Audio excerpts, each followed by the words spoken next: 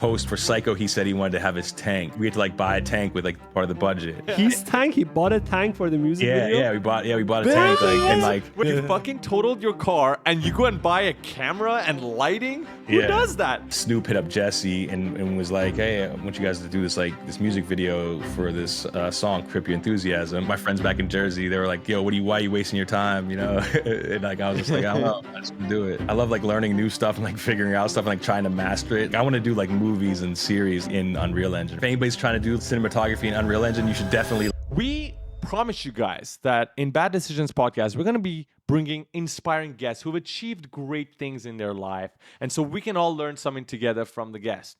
So we went to the ex-product manager of Google. We went to one of the most renowned photographers in the world. We've done different people from different industries. And today we turn to the music industry because our guest has made himself a successful career as a cinematographer and music video director. He was there, Farhad, at day 0 of Post Malone. We're talking about his first music video, White Iverson. He was there filming it. But it wasn't just that. He became the go-to director for Post Malone on things like Go Flex, Psycho, Congratulations, just to name a few. But it's not just Post Malone. Other productions with Joji, Rich Brian, Becky G, and the one and only Snoop D-O-double-G. I didn't rhyme that on purpose, by the way. That just came. And he hasn't just done the traditional way of doing music videos with Snoop Dogg. He is the man behind that very music video that was made entirely in Unreal Engine 5 within 6 months with a small team. This is the guy behind it. The reason we want to talk to him today is because he is every single day pushing the boundaries of what is possible in the world of filmmaking, the world of directing, because he's constantly experimenting and researching with the latest in Unreal Engine 5, metahumans, motion capture systems, and now even AI. I am more than just honored to welcome James DeFina. How you doing, my man? Yeah, that was a great intro. I don't even know how to follow that. I feel really nice now.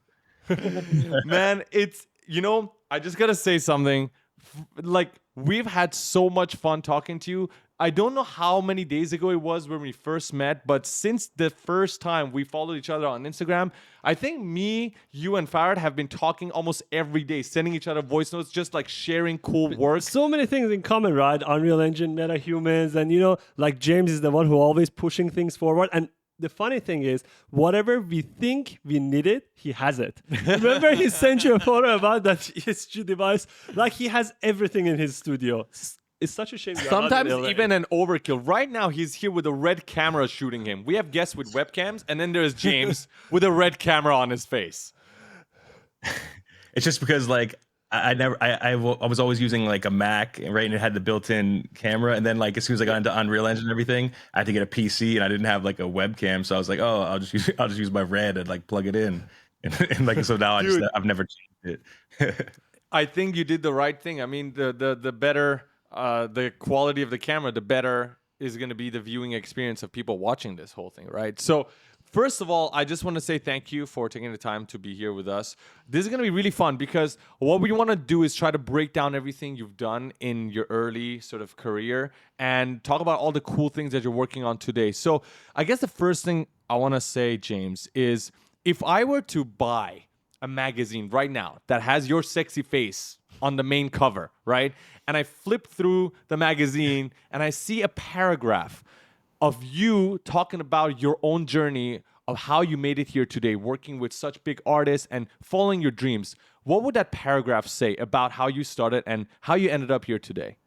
Well, that was a pretty good question. I mean, it's kind of crazy because like I've always been, like growing up and stuff, I was always like around music and stuff. My dad was like a guitar collector, and we always had, and he was in the bands and stuff. So we always had like a recording studio in our basement. And so like I was always like around music my whole life. And then I basically got into like in high school and stuff, I was like a DJ and like on vinyl, and like I was producing music. I had like MPCs. I was like super into like making music, and that's like what I wanted to do, be a music producer. And then like, I went to college first, and I was trying to study computer engineering and computer science, and I was like, I don't think I can see myself like sitting, in front of a computer like my whole life. So then I switched to business because like I was like, oh, it's easy business because I just feel like I know business or whatever. And so then I went to school for business. But then the whole time I was like in my dorm room like making music and like doing all just being in the music industry. Try like that's what I wanted to do. And then like one summer I got like I was always like out networking in New York and stuff. I went to school in DC, but I was always in New York City because I lived in New Jersey. And I met this one guy named Lord Sear. He's like a DJ, and like he was doing stuff for like Eminem and stuff. So like I was like, oh, I want to get an internship at Shady Records. So he got me this internship at Shady Records, and I was like one of their first interns ever. This is like back in like 2004, and basically I kind of like just started like working there and then like just like networking with people and like I was just like super deep in the music industry like in New York, like going to all these like just meeting everybody and just trying to be a music producer, right? And then I kind of like transitioned into like film because my one friend named Chris Vallona, who I work with a lot now still. I met him and he was like working for MTV and stuff and like filming stuff. And I was like, oh, this is like so cool. And like DSLRs were coming out and I was like, whoa, this is 7D. This is amazing. I want to like start filming and doing all this stuff. I was like, because I've always kind of wanted to do that stuff too. One day I was like driving back. I was driving to like Atlantic City in New Jersey and I got hit by a drunk driver and like my car got Whoa. totaled and like I was fine, right? But like my car wasn't. And getting like I didn't like I didn't like do a lawsuit or anything, but I remember I got like a check for like my car, and instead of buying a car, I bought like lights and like a DSLR camera, and that's kind of like how I got into film. Dude, Legend. legend. Yeah.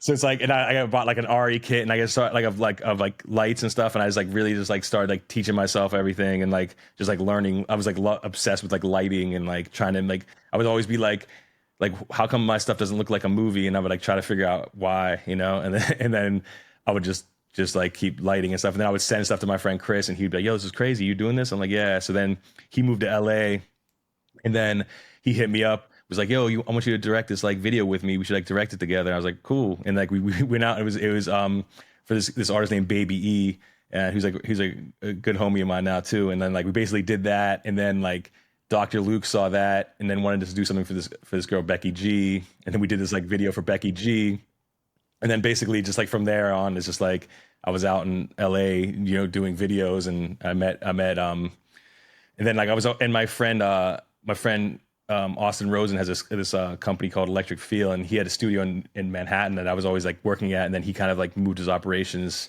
out to LA. So then I was like always in his studio just hanging out and like meeting, and I was just like networking and just like always like seeing people. And then this one producer, Rex Kudo, was there, and he was working with Post, and he was like, yo, you got to hear this artist, like I want you to do like a short film for him, like come through, like and I basically like went over there and like I heard Post music and I was like, yo, this is like amazing. And I basically was like, I just want to start filming stuff. And then I like the next day I brought my camera there, and I just like started like filming his whole journey too. And then like ended up doing like filming White Iverson, and then me and Chris did a lot of the videos together too early on. Yeah, and then that's basically how I got into like the whole film industry out here, and like just like working out here. And then more recently, I started doing stuff like I met Jesse Wellens, who's a YouTuber. I met him through Andy Milanakis, who's like one of my friends, like, and they were living next door to each other, and they wanted somebody to help him film something one time, so I helped him film it or whatever. And then like me and Jesse became friends, and like I helped him. We did like this music video together with Snoop, and after that we just kind of like always like worked together. And we were thinking about like starting something, and then we really like he was like I was like always wanted to do Unreal Engine. Like during COVID, I want to learn Unreal Engine, and like I never did. I was just like I will eventually. And then he was like showing me stuff with like Matt Workman doing like stuff with the Vicon and stuff, and I was like, oh, this is so cool. This is kind of like what I want to do. Like we should like do something like this. And like we're like, yeah, it's easy. Like we'll be able to do something. It's like so easy. We'll just figure it out. It's like the future, and basically. And then like at that same exact time, like we were gonna just start doing like VTuber stuff, or just like start creating content. And Snoop hit up Jesse and was like, hey, I want you guys to do this like this music video for this song, Crip Your Enthusiasm. And then we're like, oh, it'd be perfect for like what we're doing. Like we can like make you into like a mix between like Larry David and Snoop, and he's like, yo, run it, do it, you know. So we basically just like I didn't even know how to like really do it. We were just like, oh, we gotta do it now, like right. But I'm like that. I can like figure anything out basically. So basically just figured it out. We got a Vicon system. Like there was like a 6 month waiting list, and we're like, yo, we're doing a video for Snoop, da, da, da. And like they were like so awesome and like helped us, and like all these other companies like helped us out. And basically just like that's kind of like how it all started, and that's how I got into where I'm at now. I mean, that's basically it. There's way more. But all right, that's a lot of stuff that we are gonna cover, and I want to talk about all of those things. Like but Farah, sorry, there's one thing I don't know if you picked up on that, because we talked about this on the last episode where we called this bad decisions. What we started, because we genuinely believe some of the bad decisions that we make at that very moment are the things that bring us everything we wanted in life. Right? It's always about making that bad decision that everyone looks at and you're like, oh, yo, that's a bad decision. You shouldn't make that. But it is the right decision. And I want to go back to that car accident. Yeah, I was thinking about the same thing. The check, right? Instead of buying a new car, that's a bad decision. Who would have thought that's a good decision? You fucking totaled your car and you go and buy a camera and lighting? Who does that? You have no experience. You just have connections, only a few of them. Probably you need to walk for the rest of your, I don't know, month or year until you buy a car. It's the worst decision. Yeah, and also like I remember at the time, like my friends were all like, "What are you doing? Like, why are you filming stuff on a camera? Like, you're not gonna be able to like have a career with that." Like, you know, like my friends back in Jersey, they were like, you know, like saying like, "Yo, why are you wasting your time?" You know, and like I was just like, I don't know, I just gonna do it. You know. So it is very clear now that bad decision led to you being here today, because if you didn't make that decision, you ended up buying a car, you probably wouldn't be as invested in, you know, making the career that you bought the camera and light for work. Is that right?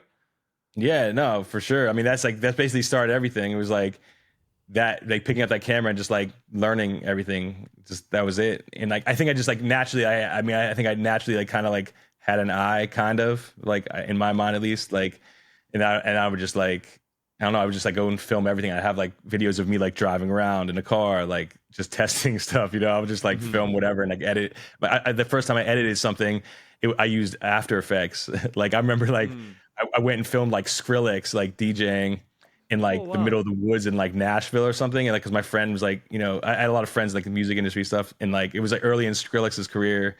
And like I just like filmed them like on a DSLR and then like edited it all on After Effects. It was like I would go on like I would like cut up on QuickTime like each of the video clips and then like put it all in. Like I didn't know what I was doing. I was just like, it was funny. And that time you couldn't post it on social media, right? Like where would you post all of these videos that you made? Like I think I was putting it like it was like Vimeo. I would just put stuff on Vimeo and then like on YouTube, but I didn't really post stuff on YouTube. I would just like make it and then like give it to other people and they would just post it. And like, dude, that's crazy. I mean, honestly, kudos to you for what you've done. It's not often where you see people make those, you know, really pivoting decisions where they would just be like, you know what, F it, I'm just going to go all in. And you did that clearly and it worked out for you, which is, you know, why you're here today. And that's not the only bad decision he made, right? If you go like he's been, you know, working with Post, other artists. He's doing good with music videos. Yeah. Why should I sit down and learn Unreal Engine 5? Why should I sit down and that was the second bad decision, like, right? Why should I do that? Like you are, like it's someone's dream to work with people like Post Malone, right? Yeah. Why would you say, nah, okay, I need to sit down now, open Unreal Engine. It's not easy. Learn everything.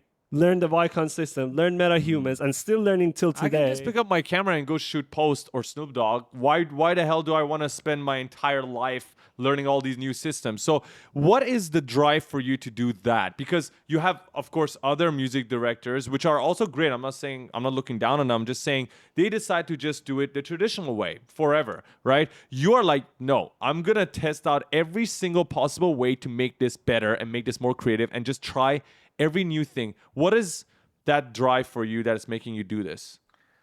I mean, I don't know. I just love learning. I love like learning new stuff and like figuring out stuff and like trying to master it. And I guess I don't know. I was doing so many music videos and everything, and then like so many people were doing it and stuff, and I'm just like, I don't know. I wanted to kind of like, I don't know. I want to keep on like just like for myself, like just like elevating And I remember like I would always like be like afraid of like doing VFX and videos. I would always try to do practical effects because like it was so hard to find like to tell people like what's in your mind for like a VFX person to like create it. Sometimes it's like it's hard to communicate. You have to tell people like exactly what you want, and like sometimes I'm just like I just kind of like have an idea in my head and like I just try to make it work. So I feel like when I found Unreal Engine, I was like, oh, this is amazing. I can like finally do like everything that's in my head and like kind of like just like make it happen. And like I already know lighting and everything and camera stuff, so like that's easy. That came like easy. It's like one to one basically. And then now I'm like trying to like figure out all these other things and like all the stuff about rendering and like the animation and like cloth simulation and stuff and all these like little things I wasn't even thinking about when I started, and now I'm like diving deep in and like even like the customization of metahumans, right? It's like it's so fun. Like I like just started learning like Substance Painter and Blender like 2 weeks ago, and like I'm Guys, like, guys, wait. Let me pause you right there. When he says just learning, he is already ahead of Pro, yeah, everybody. he's pro, This like- guy's like making actual. Like we made a tutorial about how to create your metahuman. 2 days later, this guy sends us a photo of a metahuman clone of like three Dude, people. how many metahuman he created since like last week? I received 3-4 photos. Like the guy with tattoo, like himself just now, he sent it to I'm us. just glad this guy's not making tutorials because our ones are not gonna get any views if he does. But I want to talk about. Let's stay on this. So you talked about how previously you would use practical effects to create all your music videos, and now you're like, a freaking multi-dimensional artist. You can do both. You can do the VFX part, and you can do the practical effects. Let's talk about the differences, because I know that people watching this episode are gonna be on both sides. We're gonna have people who are doing it the traditional way, just picking up a camera, going outside and shooting, and we have people who are just fully digital in Blender or Unreal or Maya or whatever. Let's talk about the differences for you. What do you like and dislike about both of these pipelines, and what makes you choose one over the other in different scenarios? well, like first of all, for Unreal Engine, I feel like if anybody's trying to do like cinematography in Unreal Engine, you should definitely like pick up a real camera and like actually like learn about lighting and like framing and everything, because it's like it's so valuable and it helps you so much with Unreal Engine. Like that's why for me it's like naturally it's like I'm using what I've learned like over the years of like filmmaking and DPing and directing, and then but at the same time like doing like something like an Unreal, I can just sit there and do it myself. But if I'm doing it in real life, I need like a whole crew of people. Like if I'm like really doing like an official shoot, like I think like when I did like Psycho for Post, like I think I had like 50 people like for the crew. Wow. And I had like techno cranes, like I had like a Phantom Flex, like pyro, like all this stuff. And like I mean it's so fun to have that, like, and it's really fun. But it also it's like a lot of moving pieces. It's like a big like budget thing. There's so many people, like there's a lot of stuff. And then I just love it. Unreal Engine, I can just be sitting here for like a week by myself, like just like listening to music and like making something happen. And, I don't know. I just like there's something about that. Like it's just like because like I like to know how to do like every aspect of a job, like on set, just so like if you're like directing something, you want to know how to do everything, like from the lighting to like whatever. So then when you're like telling people what you want, like you know what you like kind of know what the job is, so you can like communicate to that person what to do, right? So like that's how I've always been. I don't know. I like to learn like every aspect. And then you get to also gain more respect that way, because if you're directing, right, and you don't know much about how the lighting works, right, or anything else, in fact, then you might not gain the respect of the people working with you. But now working in Unreal Engine 5, you probably know all the aspects. You know exactly what you want. And I wanna ask you about that, because you just talked about how learning it the physical way will help you in Unreal Engine 5. What about the reverse? Because for someone who is a young kid and has absolutely no money to get a camera or the lighting system, or even have the chance to work with people, maybe they're not geographically privileged to be in a country that has access to all these connections, can they learn it the Unreal way and then go to the physical and learn that way, like in reverse? Because in Unreal we have crane, we have rails, We have everything. We have everything, all the camera types. I mean, you might get some kids who are like going to be like crazy more advanced actually, because like they're going to know how to use like cranes. They're like, yo, I need a crane. Like they're like in Unreal Engine they know how to do it. I mean, that's true. Like it's just like I think that's like a good point. Like somebody can learn, because like Unreal Engine's free, right? So you can like literally learn lighting like how to light a scene, how to light an interview with like get a metahuman and then just start like doing 3-point lighting and like really learning it. And like obviously then go on YouTube and watch like tutorials on 3-point lighting for like you can watch the tutorials on like actual cinematography and then use that for Unreal. It doesn't have to be in a video that's on Unreal Engine, right? Like I think that's what's so cool about it. And I think you're right. Like it's a great way for people to learn. Like because like lighting is one of the most important things I think in filmmaking. And like I don't know.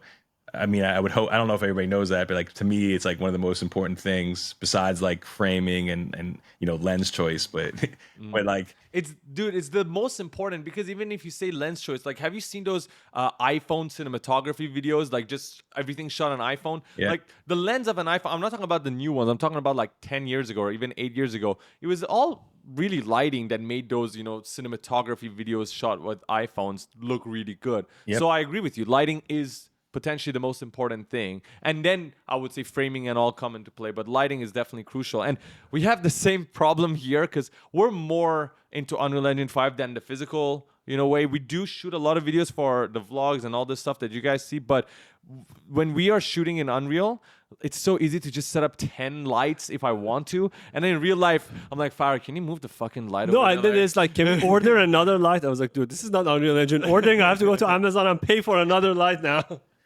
no, it's true. It's like it's fun because like I'll be like I want a 20 by like 20 by 20 foot like bounce or something, and I would use that in real life. But then in Unreal Engine, I could just like type in 2 buttons and I have it. And like I don't have to have like a whole crew of people like set it up for like 30 minutes. It's just like you could just like and like I don't like that. Let me change it, or like let me put like some negative fill or something. You can just do it like in 2 seconds. It's really fun. And is there anything you love about doing it the practical way, as in doing it in real life, that you don't like necessarily about Unreal Engine 5 or any sort of digital way of doing? I don't know. For me, directing? I don't know. For me, I like them both. Like I don't. I still like will do both. Shoot both. Like if somebody asks me for like a regular shoot, I'll still do it. But like I try to tell people like I want to do an Unreal Engine, like just because I want to like try to like make people like switch it up and like change like their thoughts on everything. Because like a lot of people think it's just like still like video game stuff, and they don't understand like how it's like this like you can get like I want to do like movies and series like in Unreal Engine, right? Like I feel like it's like we're going there. It's like I mean people are already doing it. Like you saw that new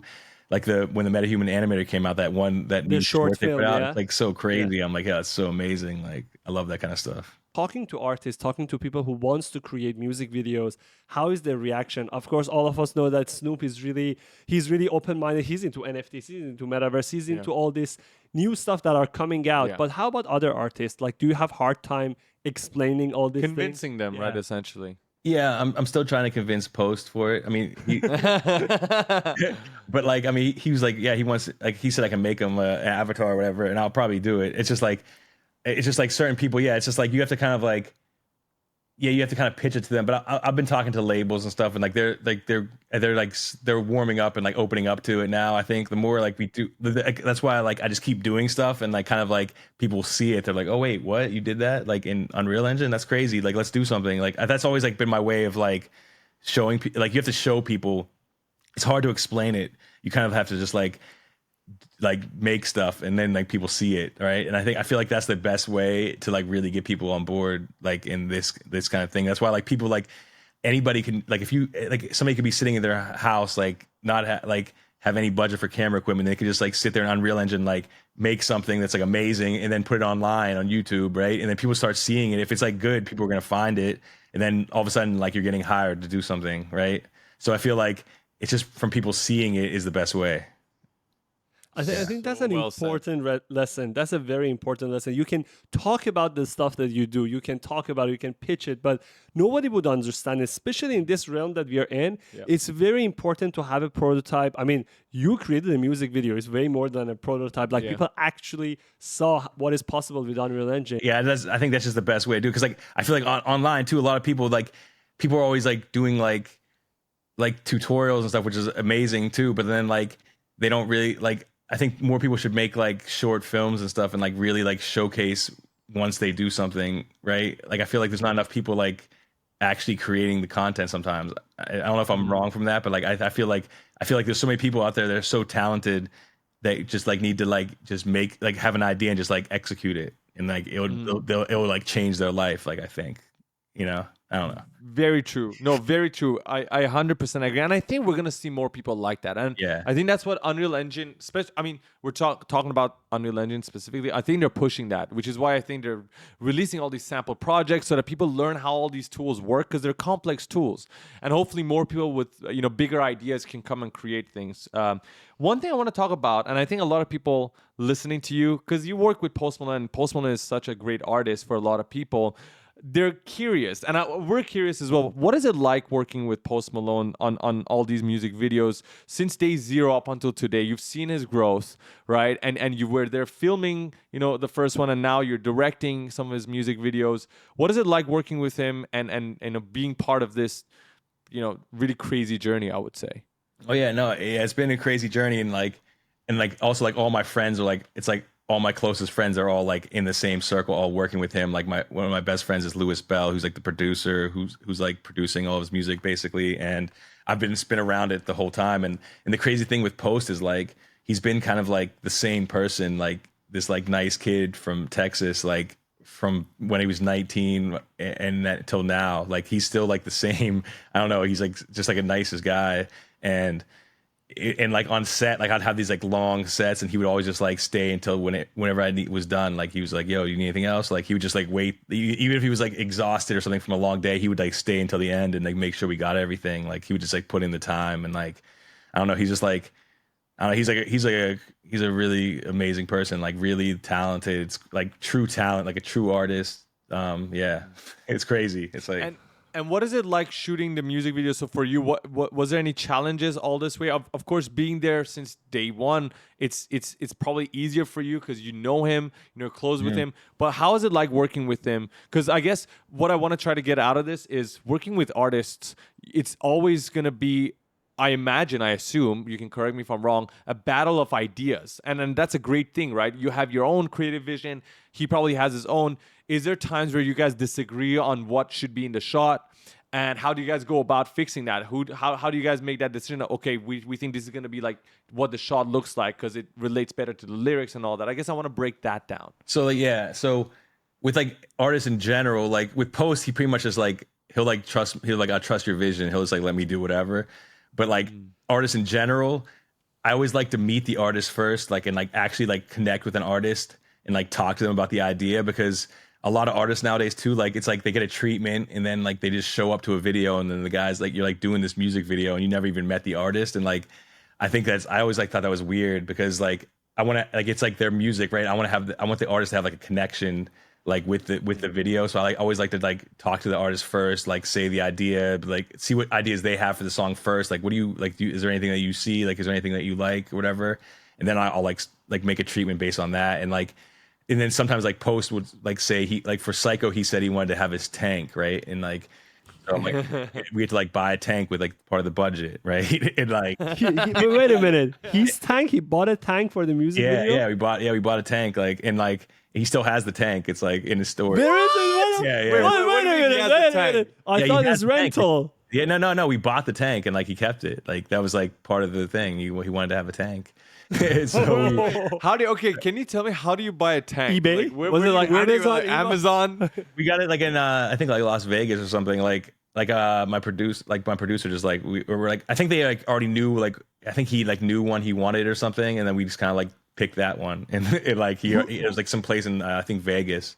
And then this guy came out and like helped us like drive it and stuff, because like no one knew how to drive it. And like we just... Did you drive it?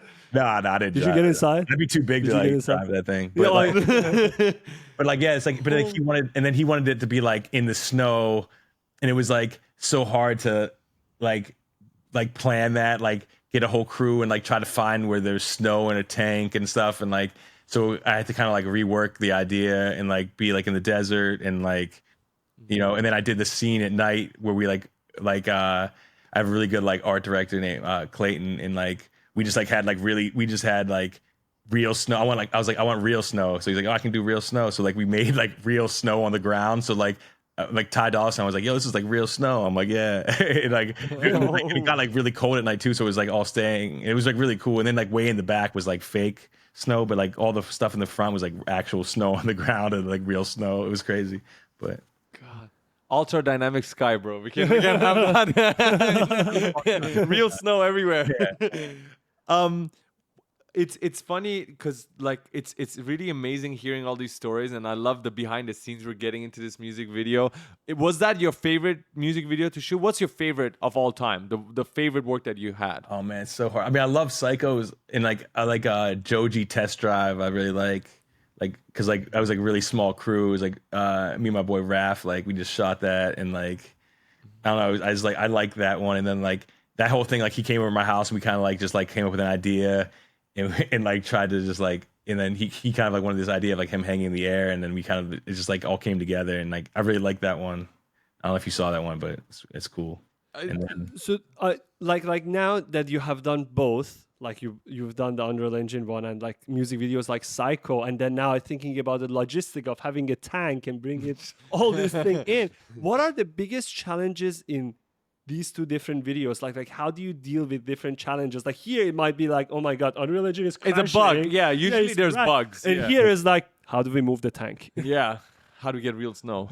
yeah, no, exactly. I mean, most of it now with Unreal Engine, it's just like trying to figure stuff out. Like, do I have enough time to figure something out, or like do some kind of like simulation or something, and like just learning it, or like finding somebody to help me, or and like because sometimes like I'll need something, but then like somebody I want to use is not available, or sometimes it's hard to find like people for certain things or whatever. So I don't know. I just like that's why I end up like just like trying to learn it myself if I can. But I don't know. But I think now I'm trying to like push the boundaries more because like I was like even like on the Snoop video, like I feel like we were playing it like safe a little bit, like more like just cinematic and like trying like that. But like I want to do more effects and like try to make more like surreal stuff. So, like I have some ideas. I want to just like I want to like kind of make it like more like trippy and like I think it'll be More cool. psychedelic vibes. Yeah, just like or just like different, just like more out like I don't know, dark and cinematic and trippy. I like. I like that vibe. 100%. No, I like that vibe. And it's good. I mean, you say you played it safe. I don't know how the fuck you call that safe. Just doing that music video from scratch, learning everything, and doing it with someone as big as Snoop Dogg, it's definitely not safe, in my opinion. But what you guys did was amazing. And I hear you. You're trying to push the boundaries even more, do something crazier in terms of the idea. And we're going to come back to that. I want to talk to you about one thing. You've seen other music directors. You're doing it yourself. What do you think makes a great director in your field? What do you think is maybe something you have or something you're trying to achieve that you think is the reason you're going to be the greatest? Oh, I mean, well, one thing is like not to have an ego and like just like listen to people on set, like listen to other. I always say like if you guys have any ideas for shots or something, like let me know. Like even though you have like shot lists and stuff, but like sometimes like on the day of like somebody might see something or something, and I'm like, yo, just tell me. Cause like it's like the best shot wins or whatever. Like he's like never have an ego, just like be humble and like I don't know, just like listen to people, like be nice to people. So even though sometimes it gets stressful, like I've been stressful a ton of times on set, but like I'm always like people know it's like it's all good. But I don't know. I think like that's like my advice, I guess. No, I love that. I think that's very important. It's funny that because we asked many other guests about what is their advice to people who want to get big in any industry, and we get this response a lot. People tend to not focus on this actual skill. Like nobody came and say that, oh, focus on this, focus on that. Yeah. Everybody comes and tell us that like, hey, like be nice to people, Yeah. like work collaboratively. Yeah. And I think it's very important no matter which field you are, your communication skills, how you treat people, because at the end of the day, even with Unreal Engine, you are working with a team, right? Like Snoop Dogg video, you had a team, like people had to set up the Vicon system. It's very important how you collaborate. It's the power of knowing people and being able to talk to them. And we talked to Olaf, and he has worked with great artists as well. He's worked with Logan, KSI, Vin Diesel, and all these people. And we also asked him, like Farad said, the same question. He was like, "Oh, be nice to people. Like that's how you get to know all these cool people and get to work with them." And we we believe that you both share that sort of same value, and that's what's so great, because now it just goes to show how important it is not just to know the skill, not just to be a great cinematographer, not just be a great director, but also know how to speak with people, because maybe a lot of people won't have that skill, and it's something you got to work on. So thank you for that. I want to ask, I mean, we talked about soft skill, but if someone now asks James, so if someone comes to you like, hey, James, I want to hustle my way up. I want to really become a good, director, music video director, no matter, which film that you're in. How would you advise them to start? Would you tell them, hey, go and pick up a camera and start recording? Or you tell them, hey, go watch some YouTube videos? Like, what would be your advice to someone who's just starting now? I mean, nowadays it's like way different because like there's so much amazing like information like on YouTube. Like you can literally just go on like YouTube like rabbit hole and just like learn everything. But like I feel like first like know what you want to do, right? Like if you have a favorite director or favorite movie, like study that movie, like think about like how everything's happening like on a more technical like vision of like, oh, why, how are they lighting it, why is it like this, and then like if they want to go like the real route, like pick up a camera and then just start shooting stuff and like actually try to like actually start making stuff, right?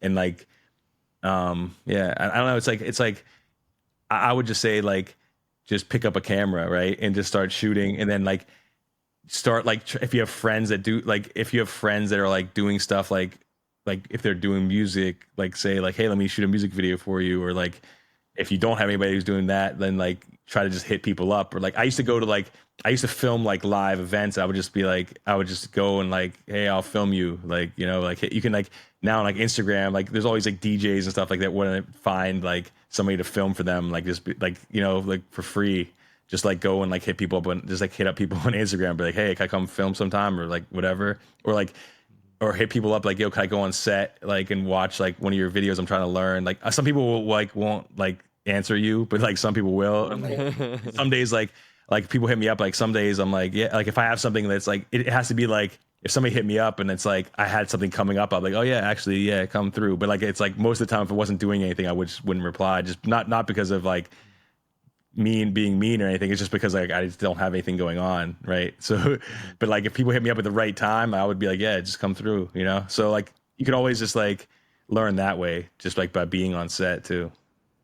Doing the free way is always the That's an best way. important lesson. Like Yeah. doing free work is always the best thing. And just, it's amazing how social media can help you. So many people talk about all the negative effects of social media, and we see that every single day. But honestly, if you just ignore all of that and use it for your work and your passion, it's amazing. Like we wouldn't be able to have this podcast with James. We wouldn't know James if it wasn't for socials. So just drop a DM to someone you like, whoever you like, if it's a DJ, if it's a art, whatever artist, and just say if you want to work for them, right? That's like the easiest thing you can do. And you might even end up making a lot of money from the get-go. Just like if they like your work, they might start paying you. So I totally agree with you. I think that's definitely one of the best ways to go about it. I want to talk about some of the things you're working on now, if you don't mind, Farah. 100%. Because you seem to be working on a lot of different things at the same time. We talked a lot about your music video journey, but right now you posted a story about this app version 1, Twinzies, right? AI chatbot Yeah. that looks at your socials. Yeah, actually, you know what? I want you to tell us about that. Yeah, no, so it's crazy because like, well, I've been like getting so much into like AI and like really like just learning everything I can about it and like training data sets and like all this stuff. Like, and I was getting really into like the voice, like doing voice AI, like training voices and like I'm gonna use it for like actors and stuff and music and whatever. Like, and so.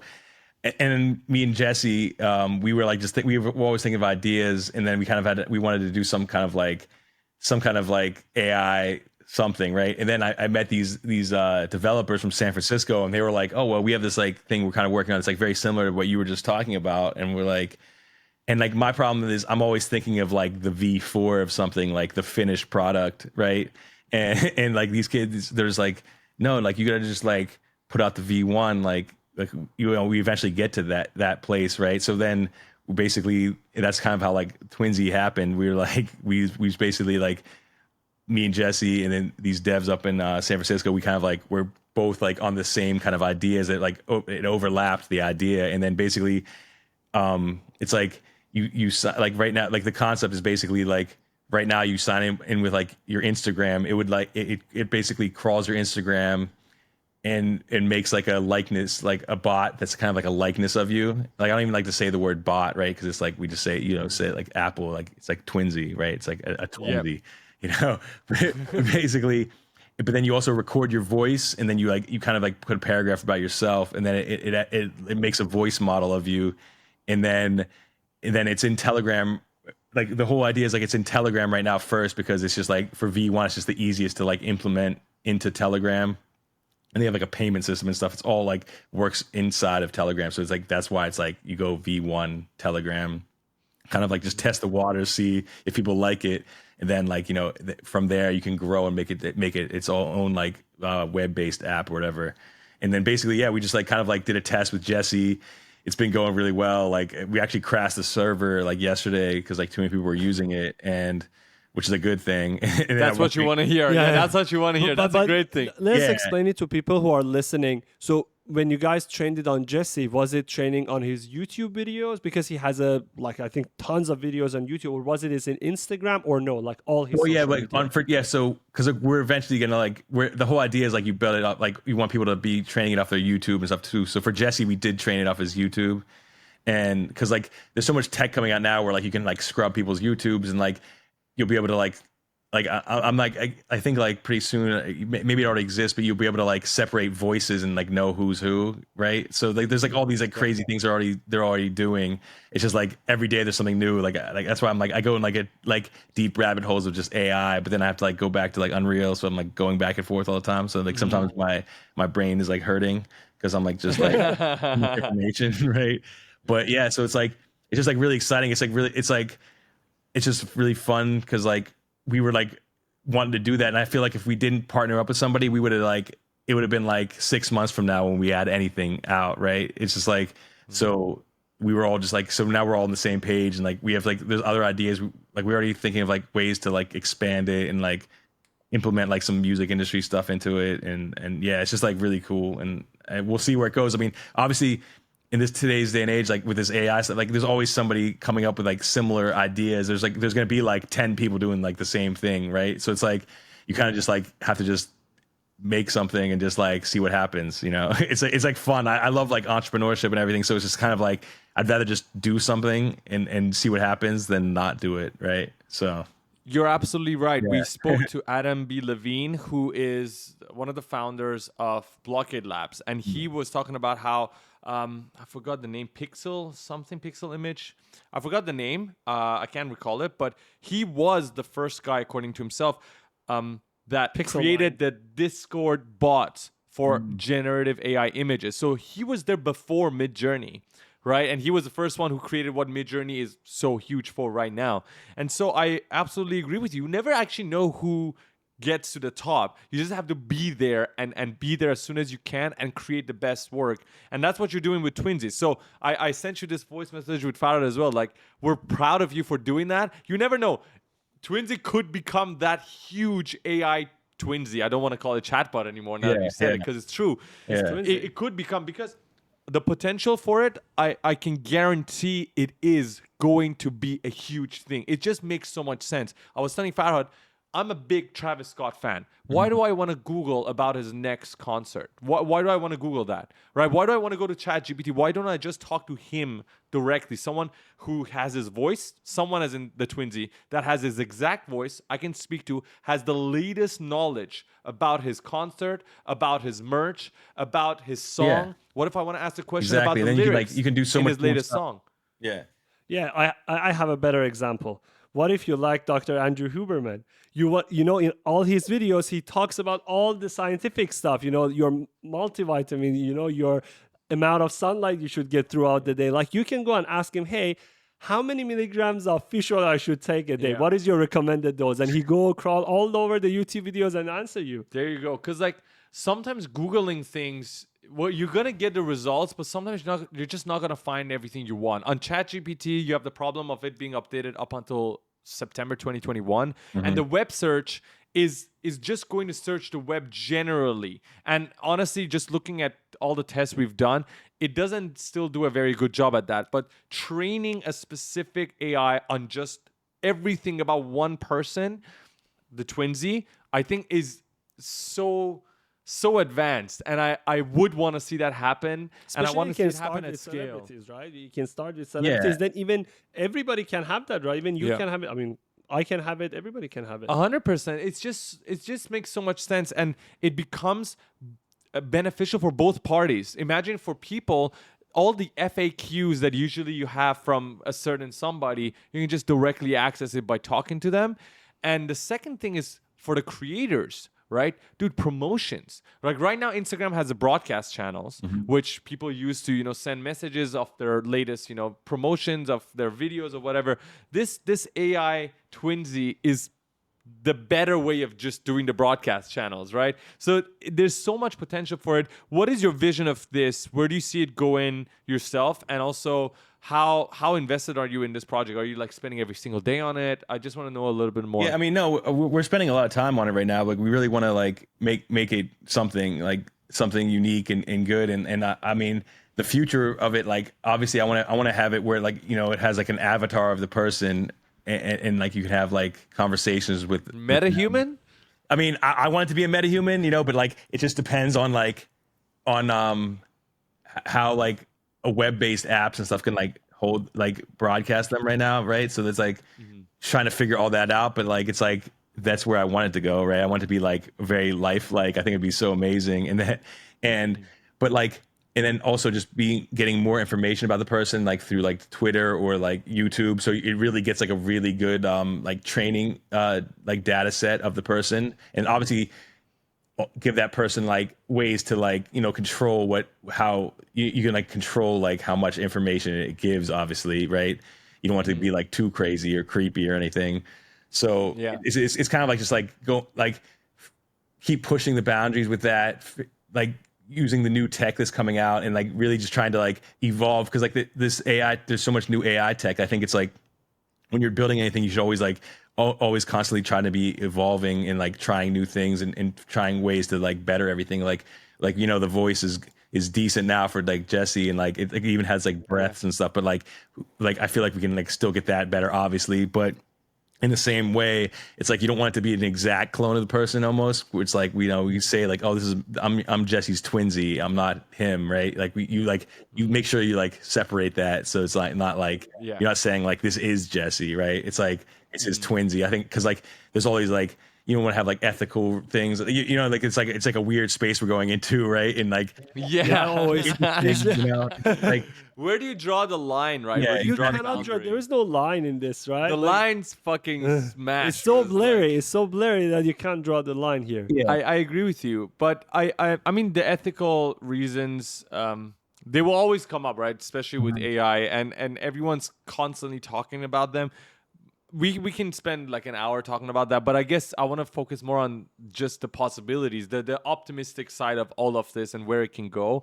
And I wanna know expectation wise for people. So you have Vivon out on Telegram right now. People have been testing it. You put it on your story. We shared it. So if they want to look at it, they can go to your Instagram page. Do you have a link there? How can people? I think try you put it on LinkedIn, right? Yeah, I have it on my It's LinkedIn, but like I LinkedIn. mean, yeah, we have like I just like started like there's like a Twinzy Twitter and a Twinzy Twinzy.ai Instagram, but like I just like started. There's nothing really on it yet, but like I have the link on there. But like yeah, right now it's just on Jesse's bot is like the test, it's like the beta, and then we're like figuring. When do you see other people being able to create their Are you own? getting Post's avatar next? Is he going to be the next I don't know. one? I don't know if he likes AI. He probably thinks it's like the end of the world coming. But like, Terminator. yeah, but I think like I think we're gonna onboard some other people, some other creators this week, and like start testing stuff out. We're reaching out to some other people, and then kind of like we just need to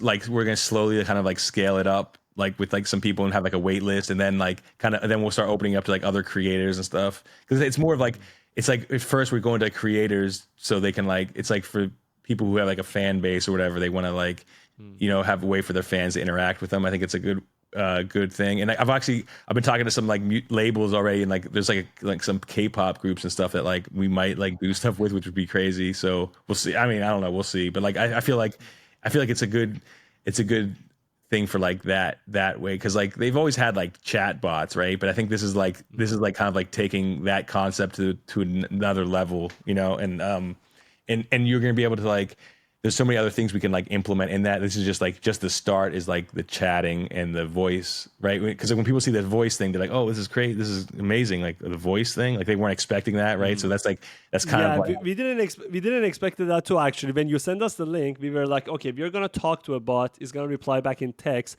The first question he replied back in text. The second one, there was a voice memo. I was like, Yeah. okay, what is this? I played it. It answered with Jesse's voice. I was like, fuck, like this is And like it's exactly Jesse's voice. And I want to talk about that actually, the voice replication. I don't know if you can disclose what you guys are using and how you guys are doing it, but what's that process like? Because, you know, as much as people are sharing all these cool, creative, generative AI videos with warp diffusion and all this sort of models, there's a whole other world where they're using AI voices. And I think you're definitely one of those guys, since you are also an audio engineer and you've been in the music industry, you definitely see the potential in that realm as well. We talked about the visuals. Let's talk about the audio a little bit. Where do you see that future going? And also, I don't know if you can disclose some of the cool stuff you've been playing with, so that if oh yeah. people want to play with, they can learn. Yeah, no, I mean, I've been just going super deep on that, because like basically like my friend Lou, who like does music and stuff, he was like interested, because like it's a good way to like help like get ideas, right?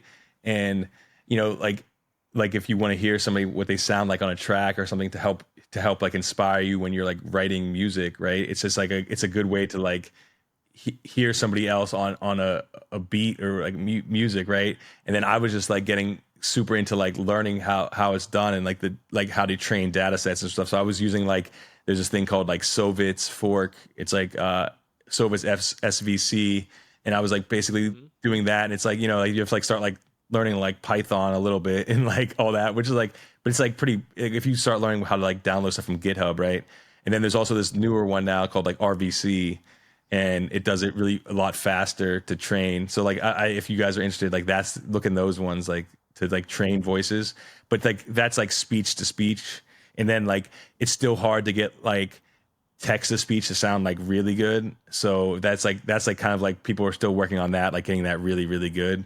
But like that's why like for like series and acting, like we're like, we want to do a series right now we're kind of working on, and like I can like act out the parts, right? And like I can just train a voice, and then I could be the actor, and like you can just make up any voice, or you can like mix voices. I'm like working on like mixing voices together to create new voices, stuff like that. And it's just really fun. It opened up all these like these doors of like just like creating. So I don't know if that answers your question. I don't know. I'm like, there's like so much stuff.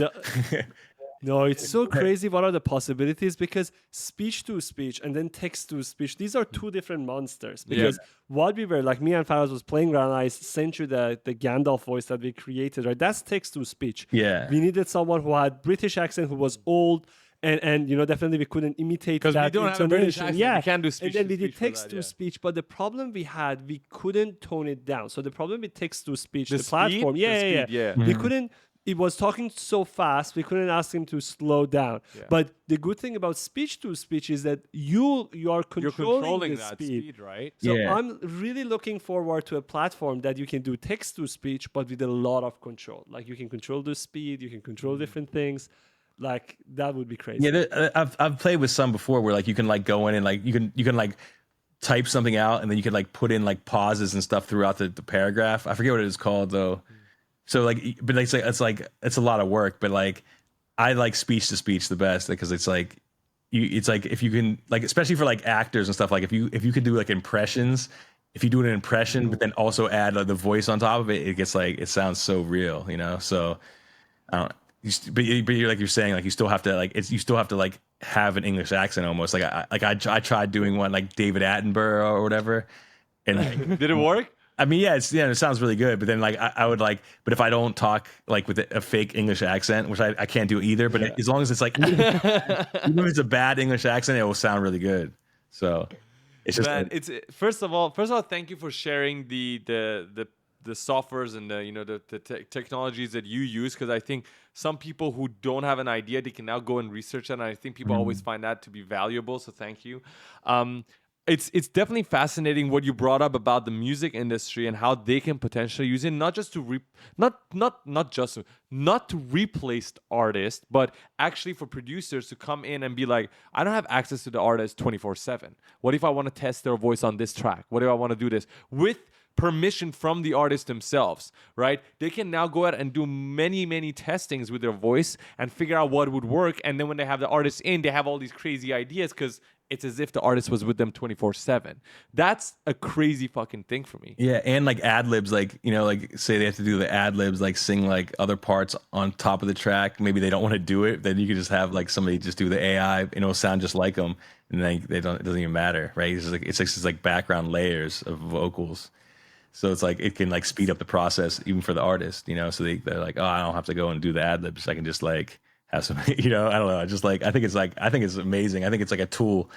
And obviously people are like, there's gonna be all these like publishing companies and record labels like kind of like scrambling, figuring it out. Like I've talked to people like they're just like they just want me to like get like, it's funny because like I've like just been learning this stuff, but I have like people like contacting me trying to like wanting to do like workshops on AI and stuff, and I'm just like, I'm like just learning this stuff too, right? So it's like You're the pro now. You're the pro now. Dude, when you say just learning, that means you're already a pro at it. But I had a question. We asked you about how open the artists are about Unreal Engine and the visual stuff. So let's talk about the music industry. How open the labels. Clearly, Post Malone's not that big of a fan of AI, but I think. But I want to talk about labels and producers and other people in the industry. Are they open like to all these technologies? Do they want to try it, or do they? I mean, I think like a lot of producers are like loving it and like using it now as like tools, and I think it's one of those things where like no matter what, it's like not going to go away, and like so people, it's like it's probably smarter to like embrace it right now, but. I think like labels and publishing companies will like figure out something, right? Like some way to make it work. Because I think there's so many like applications. I have like some other ideas, like, but like there's so many like ways to like use it in the music industry to like help promote music. Like I was even saying like you can basically like do like a fake leak of a song and have like another artist on it, but then the label can have like own the rights to both artists, right? And they make it seem like there's like a fake remix AI version, right, of the other artist's song, and then they can just have somebody leak that, and then they'll be like, "Oh my God, there's an AI song!" And everybody like, "Oh, this is amazing!" Like, but then really they win because they have like both artists, and like it just makes the song go viral just because of that, like because they just need reasons to go viral. I don't know. That's like stuff like that. That's crazy, actually. There's just so much possibility if you do decide to embrace all the things that are happening. And clearly you're definitely one of those people, and which is why it's exciting to hear what you have to say. So no matter who the listener is right now, whoever's watching this, whether they're interested in audio or video or traditional filmmaking and directing, everything we have covered, There's so much. So let's move on to the next thing. We talked about the audio. Now let's go to the Not a Normal podcast. We saw a trailer of that, and this is for whoever's interested in virtual production. So you and Jesse are working on this. We just saw a trailer with Jesse's MetaHuman and a really cool Astro project, the Astro character that you guys have, and also a really cool background environment. And it was just an intro to the podcast. Tell us a little bit about what can we expect from this Not a Normal podcast. Yeah, so basically we were just like kind of like thinking about like, oh, what's something we can be, some kind of content we can be like putting out and doing. And then we were like, let's do a podcast. And then we were like, yeah, let's do, because we have like a Vicon system, right? So we have like a 16 camera Vicon system here. And like, so we were like thinking of like ways to do it. And we're like, we should do the whole podcast, like in Unreal Engine. And then we started just being like, yeah, let's do it. And then we really wanted to get like an AI, like the co-host, like we wanted to somehow like when we did the trailer, it was like, it's fake AI. Like it's just like me. It's like, that's like all text to speech, right? Of Astro talking. And then we were like doing that. And then we wanted to find out like, let's really make him AI. So we went to like GDC and we were just like, meeting a bunch of companies and stuff. And like, we found this one company called In-World AI, which does like the character NPCs and stuff. And like, they kind of like, we were like, asking us about it, and we were like telling them our idea, and they're like, "Oh, this is amazing! Like, we want to help you with that or whatever." So then we basically kind of like teamed up with them a little bit on this, and they're helping us like kind of like getting working, and which is amazing, and like because it's like more like game development stuff too. So like there's all kinds of like blueprinting and stuff in Unreal to get it all working good. And like I've seen like there's like a lot of other people doing it too. I just like how they're just set up. But basically we have like Astro now, like you kind of like create the character and then like have it. He has like the voice is different than what's in the trailer, obviously. And I still want to make a custom voice for him. It'll probably like evolve as we do the podcast. But it's like one of those things like we just got to start doing it. And like I think this week we're probably gonna do like our first episode that's just like me and Jesse and Astro. And I'm basically I'm gonna have like Astro connected up to like a controller so I can like move him around. And then one of my friends, Alistair, he's like a crazy like guru of like mocap and like everything like technical. And he basically helped me like just do like the state machine. So it's like all triggered by MIDI. And then like we can trigger animations and stuff too.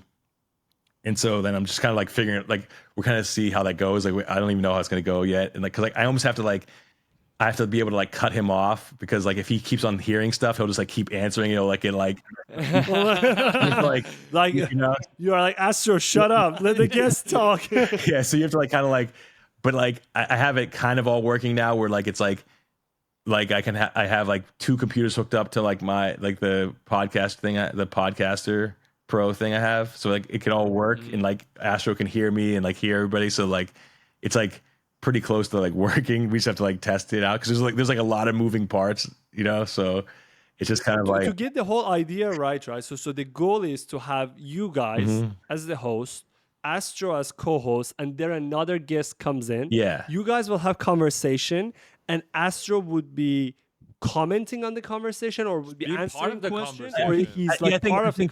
I think it, like he'll be part of it, or like we'll be like Astro, like what do you think about Post Malone or something like that, and like we'll kind of like set it up that way because it's gonna be hard to like just have them like on all the time, right? So I'd have to like turn them on and off so Like you can Siri, listen. like Siri. Yeah, Right? exactly. Like you have to call Siri.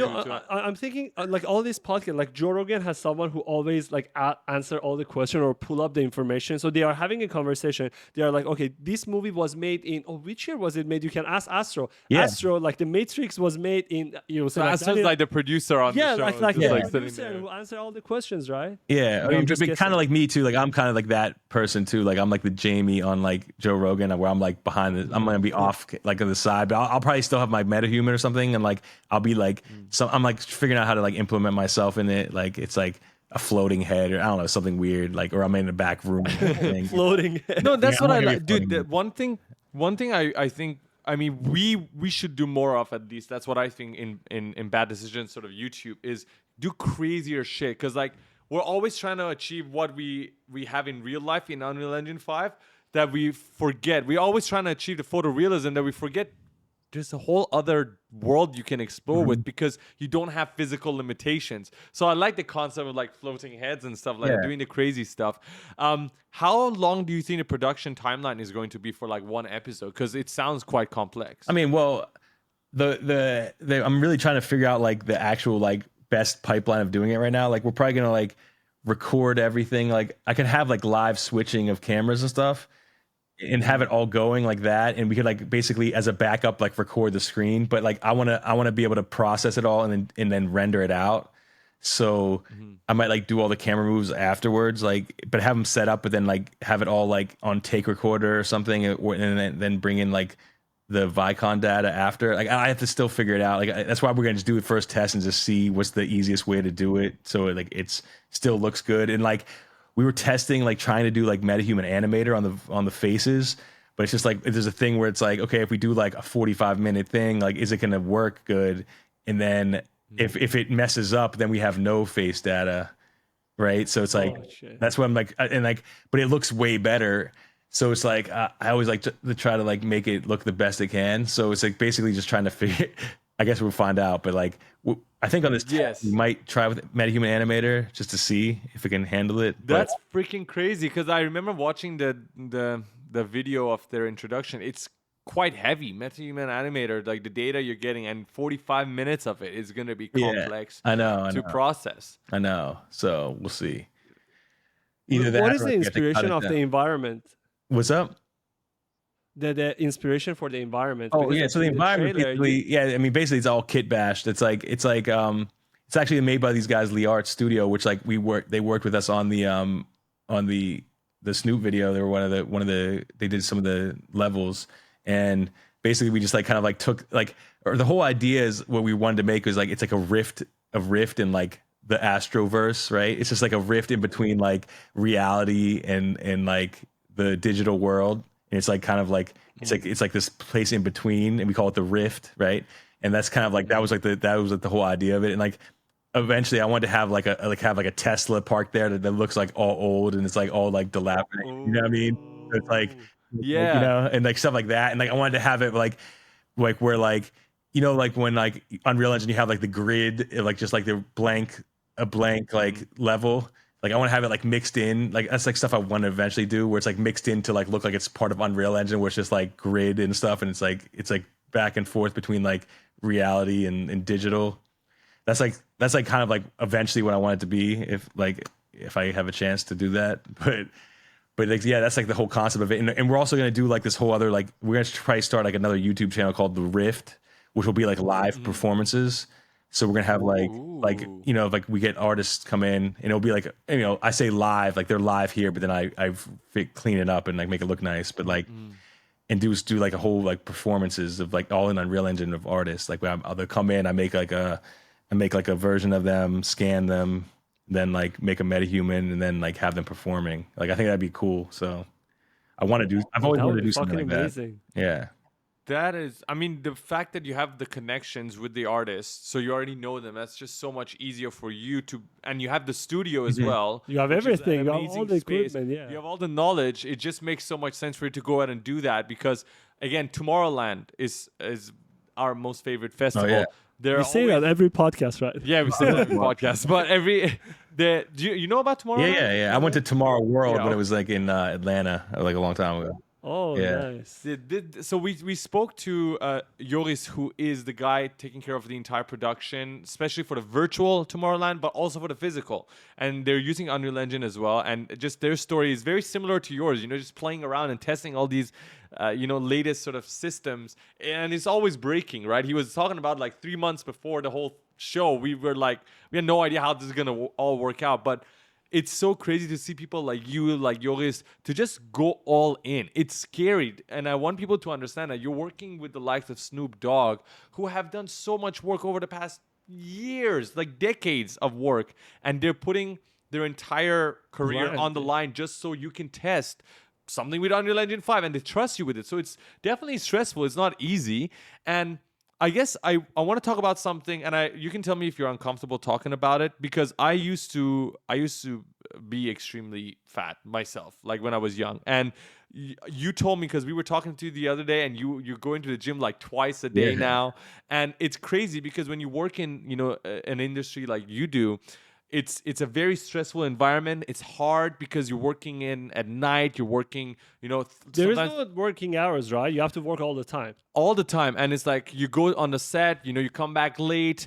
It's so much easier to just have fast food and just eat whatever the fuck you want and not go to the gym and not work out and not even think about it because like you don't have the time.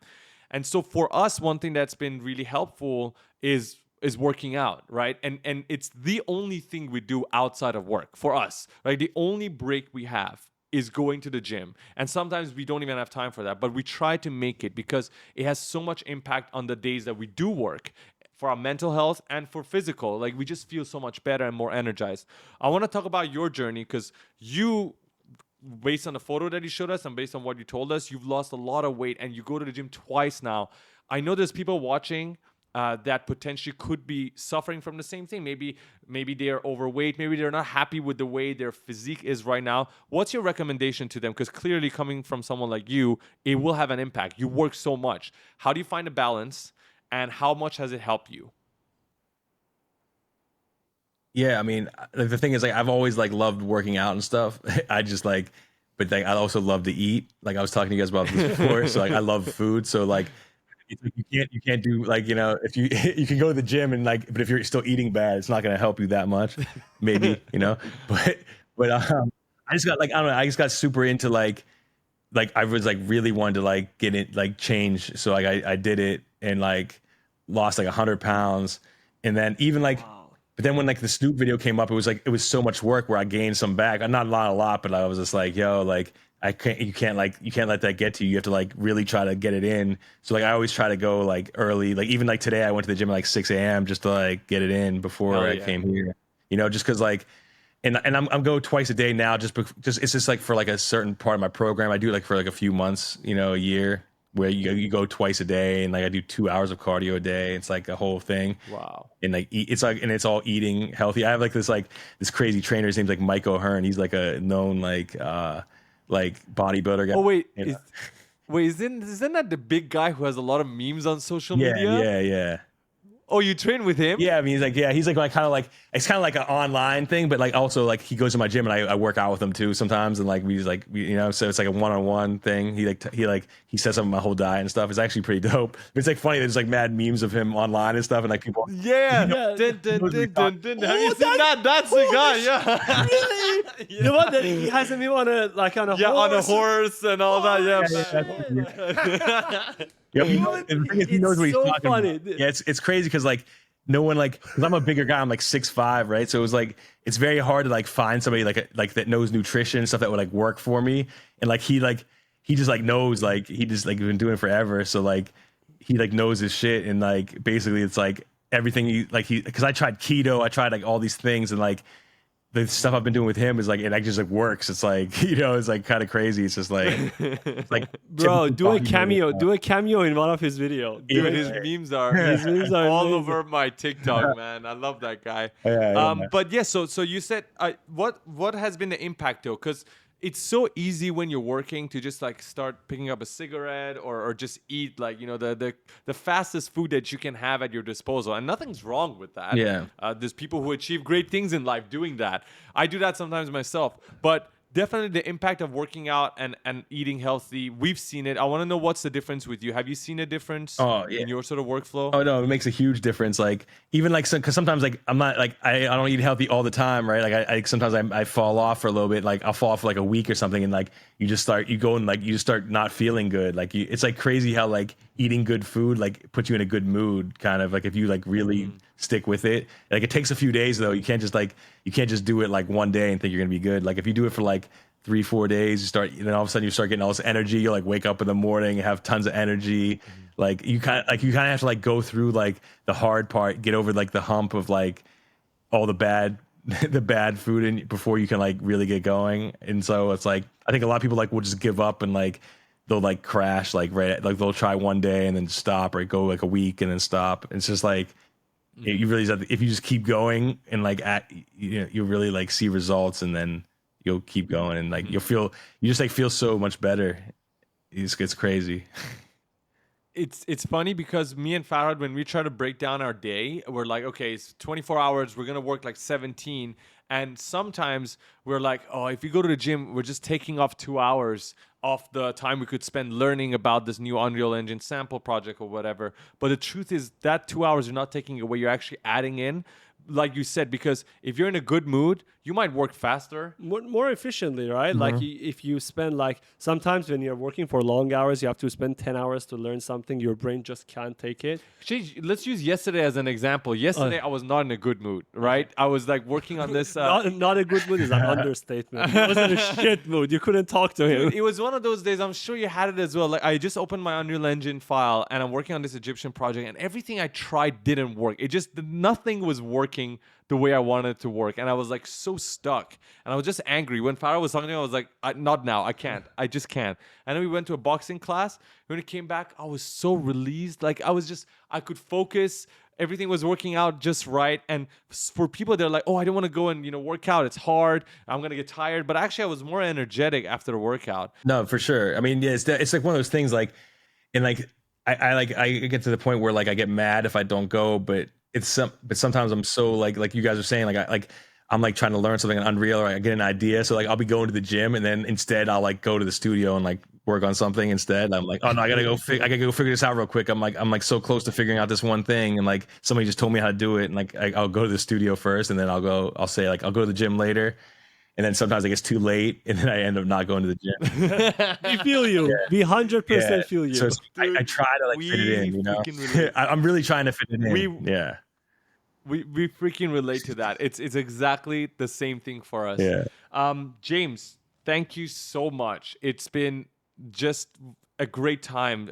I don't even know how long it's been. 1 hour, 18 minutes just speaking with you about your craft, learning about how you do everything, and just hearing you being humble about everything you've done, because you've done a lot of great work, and for a lot of people it's so much easier to just have an ego and be like, I'm gonna be comfortable here and just pick up the same camera I use every day and just go shoot. But you're always on the outlook of doing crazy things, and we only touch on a few things today, not even everything you work on. We talk about Twinzy, we talk about Not a Normal Podcast, we talked about the cool unreal work that you're doing, but I'm sure there's a lot of things on your mind, because we see it. You send us DMs of all the metahumans you're creating and all the photo scans that you're doing. We're excited to see all the cool stuff that are coming out from you. We'll put all the social links that you have in the description. If you don't mind, we'll also put Twinzy's link so people can go and try that out and break the server if they can. Again, I want feedback on that. Yeah, for sure. Like, see what people think. Yeah, it's just amazing. We'll be looking forward to see cooler things coming out from your socials. And thank you once again. Farhad, is there anything else? No, it was an absolute pleasure, James. It was great hearing all the story from Post, from Snoop. Like, you are the person who can really mix both realms and who is not biased. I think that is very, very important. Like, we talk to some people that are like, no, I hate Unreal Engine, like, fuck this digital world. And then we talk to other people, no, this is the traditional is gonna die. Like, you are a person who, or even AI. Some people are like, against AI. like, you are a person who is so open-minded, trying everything. And what you mentioned, like, you don't even mind going back and pick up a camera and record it like a traditional music video. Yeah. So that's great. That's amazing. And really thank you for that. No, awesome. Yeah, thanks for having me. It was really fun. No worries at all, man. James, thank you so much again. And for everybody watching, thank you so much for staying up until now. We'll be back again next week with another episode. We might have 2 episodes next week because we found about this really, cool. Make it a surprise. Yeah, I'm not going to talk about it, but just saying we might have 2 episodes coming next week, just letting you guys know. But until then, take care of yourselves, and we'll see you guys later. Ciao.